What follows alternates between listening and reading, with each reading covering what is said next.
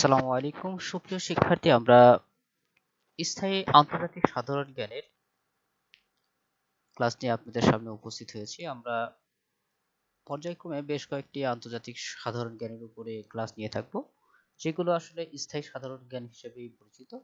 আমরা সেই অংশে আজকে বিশ্বের প্রাচীন সভ্যতার সমূহ নিয়ে আলোচনা করব। আমরা জানি যে বিশ্বের প্রাচীন সভ্যতা হচ্ছে মেসোপটেমিয়া। এটি হচ্ছে বিশ্বের প্রাচীনতম সভ্যতা। এই মেসোপটেমিয়া শব্দটি গ্রিক শব্দ, যার অর্থ দুই নদীর মধ্যবর্তী ভূমি। এটি মূলত টাইগ্রিস ও ইউফ্রেটিস এই দুটি, অর্থাৎ ইরাকের মধ্যবর্তী যেই নদী, অর্থাৎ ইরাকের যেই নদী টাইগ্রিস ও ইউফ্রেটিস, এই নদীর মধ্যবর্তী অঞ্চলেই হচ্ছে এই মেসোপটেমিয়া সভ্যতা গড়ে ওঠে।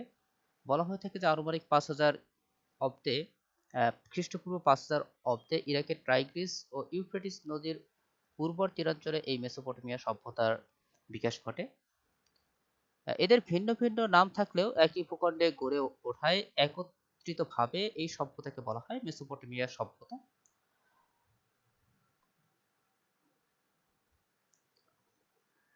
মূলত আধুনিক তুরস্ক, সিরিয়া, ইরান, ইরাক এবং কুয়েত এই অঞ্চলেই এই সভ্যতার বিকাশ ঘটেছিল।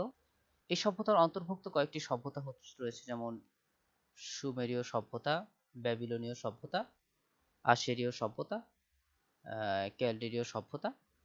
আমরা এখন সুমেরীয় সভ্যতা সম্পর্কে জানব। এই সুমেরীয় সভ্যতা মূলত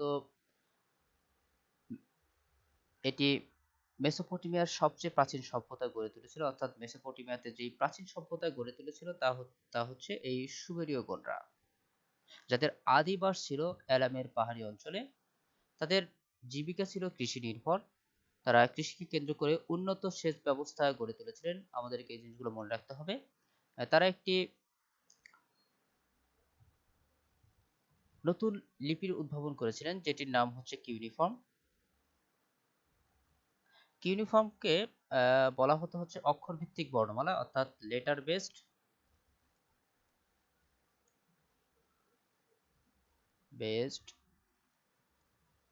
অ্যালফাবেট। সুমেরীয়দের বর্ণমালার কোনোটি দেখতে ইংরেজি বর্ণমালা ভি এর মতো। এদের সব থেকে বড় অবদানটা ছিল হচ্ছে চাকা, এরপর জলঘড়ি এবং চন্দ্রপঞ্জিকা। এবার আমরা জানবো ব্যাবিলনীয় সভ্যতা সম্পর্কে। ব্যাবিলনীয় সভ্যতা হচ্ছে সিরিয়ার মরুভূমি অঞ্চলের আমুরাইট জাতি আনুমানিক 2050 খ্রিস্টপূর্বাব্দে মেসোপটেমিয়া অঞ্চলে একটি নগর সভ্যতা গড়ে তোলে, অর্থাৎ এই ব্যাবিলনীয় সভ্যতাকে বলা হয় নগর সভ্যতা। এই সভ্যতার স্থপতি ছিলেন বিখ্যাত আমুরাইট নেতা হাম্মুরাবি, যিনি এই অঞ্চলে প্রথম লিখিত আইনের প্রচলন করেন, আর যার কারণে এই আইনের প্রবক্তা বা প্রণেতা ছিলেন হচ্ছে হাম্মুরাবি। আর এই আইনকে বলা হতো হাম্মুরাবি কোড। অর্থাৎ এই সভ্যতার আইন সংক্রান্ত যেই কোডটি ছিল সেটি হচ্ছে হাম্মুরাবি কোড।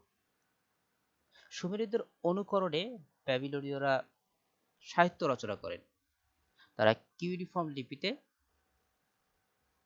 বিখ্যাত মহাকাব্য রচনা করেন, যেটি ছিলেন গিলগামেশ।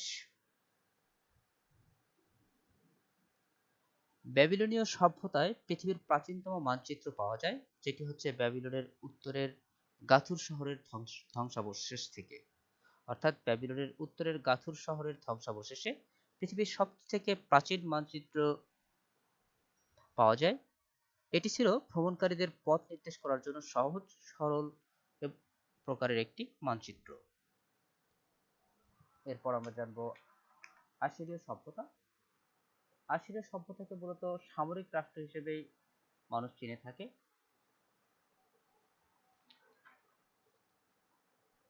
ব্যাবিলন থেকে প্রায় 200 মাইল উত্তরে টাইগ্রিস নদীর তীরে আসুর নামে একটি সম্পৃক্ত শহর গড়ে উঠেছিল।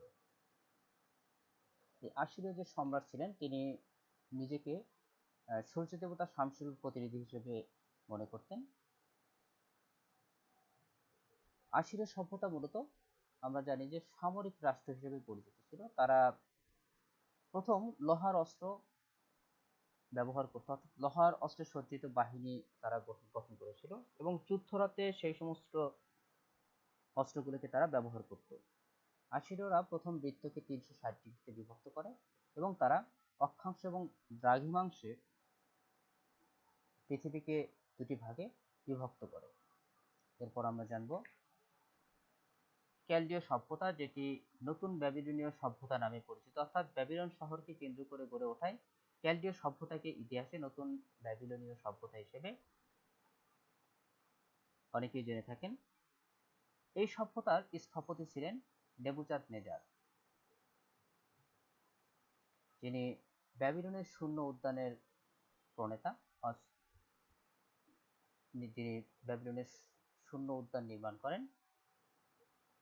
মূলত তার স্ত্রী বাগান করতে খুব পছন্দ করতেন, তাই উৎসাহে সম্রাট নগর দেয়ালের উপর তৈরি করেন আশ্চর্য সুন্দর এক বাগান, যেটি হচ্ছে শূন্য উদ্যান নামে পরিচিত। শূন্য উদ্যান পৃথিবীর প্রাচীন সপ্তাশ্চর্যের একটি, এটি আমাদেরকে মনে রাখতে হবে।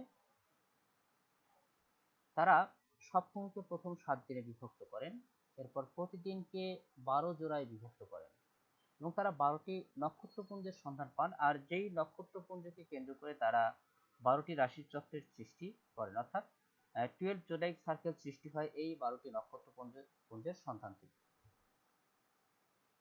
ধন্যবাদ সবাইকে। আশা করি আমাদের এই ভিডিওটি আপনাদের ভালো লেগে থাকবে। যদি আমাদের এই ভিডিওটি আপনাদের ভালো লাগে, অবশ্যই আমাদের চ্যানেলটি সাবস্ক্রাইব করবেন। আমরা চেষ্টা করব প্রতিদিন নতুন নতুন ভিডিও আপলোড করার জন্য। ধন্যবাদ সবাইকে।